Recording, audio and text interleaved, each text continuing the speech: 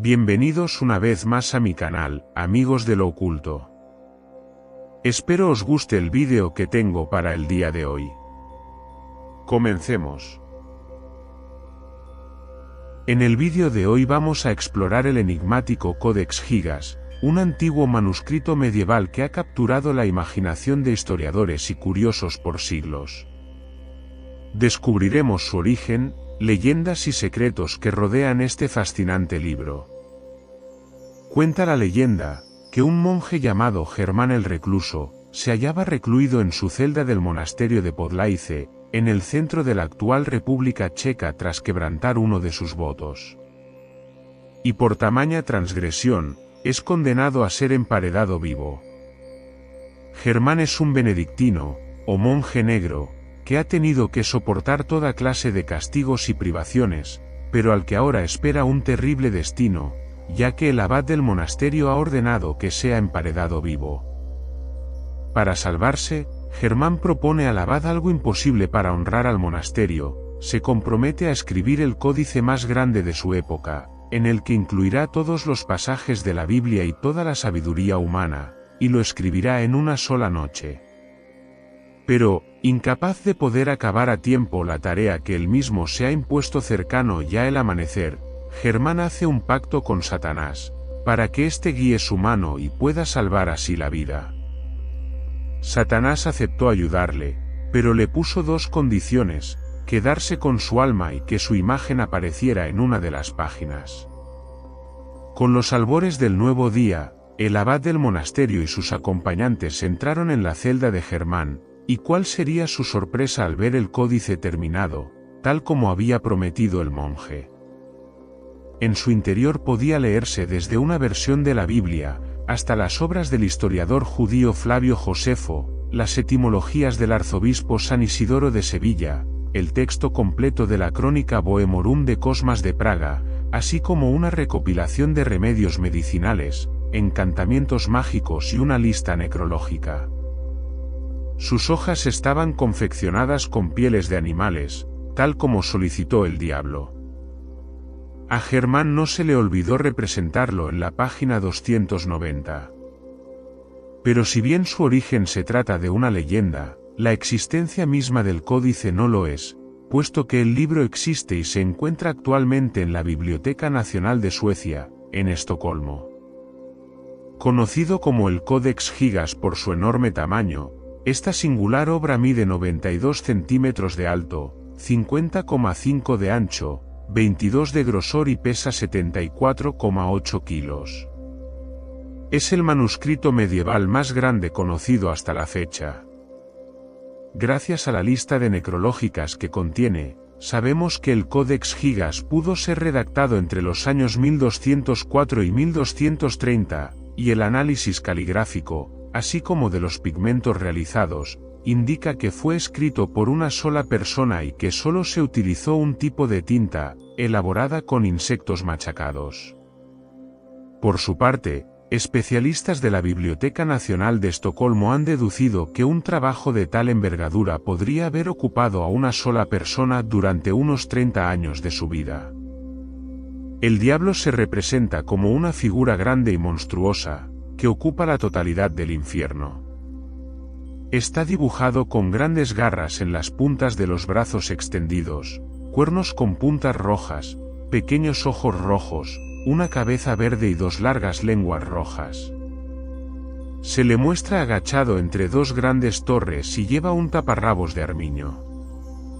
Este material solía ser utilizado por la realeza y puede ser un guiño al diablo como el príncipe de las tinieblas. Aunque los retratos del diablo eran un hecho habitual en el arte medieval, su representación en el Codex Gigas destaca por presentarlo solo en una gran página. Al otro lado del diablo hay una representación de página completa de la ciudad celestial, se muestra en hileras de edificios y torres detrás de muros rojos. Las torres también se proyectan desde las paredes, y la ciudad celestial está bordeada por dos torres más grandes, como el retrato del diablo. Esta imagen, probablemente, tenía la intención de inspirar ideas de esperanza y salvación, y contrastar con la naturaleza malvada del diablo. En conjunto, el retrato y la ciudad, probablemente, estaban destinados a ser un reflejo de lo que te esperaría si vivieras una vida buena o mala. El texto antes de la ciudad celestial se refiere a la penitencia, y el texto después del diablo trata sobre exorcismos. El diablo y la ciudad celestial son las únicas ilustraciones que ocupan páginas completas en el Codex Gigas. En 1295, el monasterio benedictino de Podlaice sufrió graves problemas económicos, lo que obligó al obispo Gregorio de Praga a vender el códice a un monasterio cisterciense de la localidad checa de Sedlec. Posteriormente, pasaría al monasterio de Broumov. Siglos después, y obsesionado con el manuscrito, en 1594 el emperador del Sacro Imperio Romano, Rodolfo II de Habsburgo, tomó prestada la obra y nunca la devolvió, para añadirla a su espléndida colección de objetos raros y curiosos. El emperador Rodolfo II, que era el sobrino del rey Felipe II de España, fue un hombre de gustos extravagantes. Su corte acogía a personajes de la talla del astrónomo Johannes Kepler, pero también por allí pululaba una milicia de magos, alquimistas y profetas autoproclamados. Queriendo imitar a su tío, Rodolfo estaba decidido a reunir una colección que albergara lo que él consideraba las grandes y raras maravillas del mundo. En su colección se podía ver un supuesto cuerno de unicornio, animales mutantes disecados, el esqueleto de un gigante y su pieza estrella, el Codex Gigas, también conocido como la Biblia del Diablo. Declarado loco por su propia familia, Rodolfo II abdicó en 1611, y el códice pasó entonces a manos de la reina Cristina de Suecia, que lo añadiría a su biblioteca personal. Quizás atemorizada por la supuesta maldición que planeaba sobre todos aquellos que poseyeran la Biblia del Diablo, años más tarde, y tras haberse convertido al catolicismo y abdicado de su trono, la reina Cristina se instaló en Roma, donde se llevó todos sus libros sagrados, a excepción de uno, el Codex Gigas, que permaneció en Suecia. El códice estuvo a punto de ser pasto de las llamas cuando un incendio devoró el castillo de Suecia el 7 de mayo de 1655. La leyenda cuenta que fue un monje quien lo salvó de la destrucción, lanzándolo por la ventana.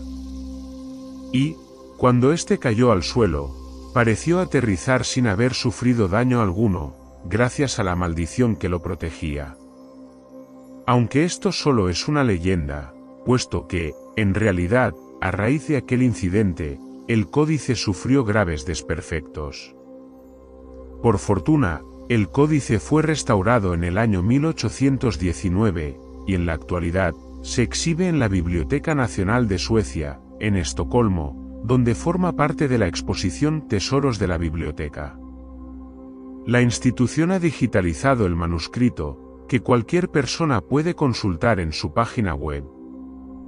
De este modo, teniendo la oportunidad de hojear el códice más grande del mundo, tal vez uno pueda descubrir si el singular manuscrito realmente está o no maldito, e incluso si es obra del mismísimo diablo. ¿Y tú? ¿Qué opinas?